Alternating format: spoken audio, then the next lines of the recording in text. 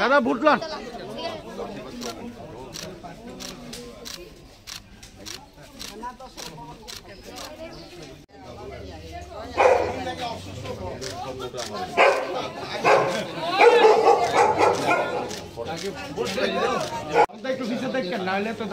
নিগমের মেয়র দীপক মজুমদার আমাদের এই কেন্দ্রের প্রার্থী, একটু আশীর্বাদ করবেন।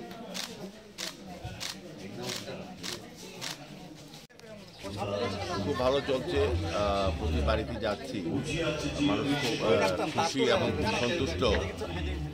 রাজ্যের উন্নয়ন এবং পক্ষে ভোট চাইছে সবাই। আমি বাড়ির প্রচারে গিয়ে বেশ উৎসাহিত হচ্ছি এবং মানুষ কিন্তু আমাকে আশীর্বাদ করছে। আমার উৎসাহ এবং আশীর্বাদে দেখে আমার মনে হয় যে আমরা বিপুল করে জয়ী হব। রামনগর বিধানসভা উপনির্বাচনের প্রার্থী হিসাবে এবং আমাদের পশ্চিম ত্রিপুরা লোকসভার যিনি প্রার্থী হয়েছেন প্রাক্তন মুখ্যমন্ত্রী বিপ্লব কুমার দেব, উনিও বেশি করে জয়ী হবেন।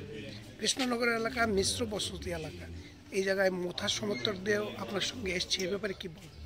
না, মথা এবং আমাদের ভারতীয় জনতা পার্টি এক জায়গায় আছি। দলীয়ভাবে আমাদের একটা আলোচনা হয়েছে এবং সিদ্ধান্ত হয়েছে আমরা একসঙ্গে কাজ করবো এই রাজ্যের উন্নয়নে। এবং আমাদের মন্ত্রিসভায় মথার দুজন মন্ত্রী অংশগ্রহণ করেছেন। সার্বিকভাবে রাজ্যের উন্নয়নে মথা এবং ভারতীয় জনতা পার্টি একসঙ্গে কাজ করবে।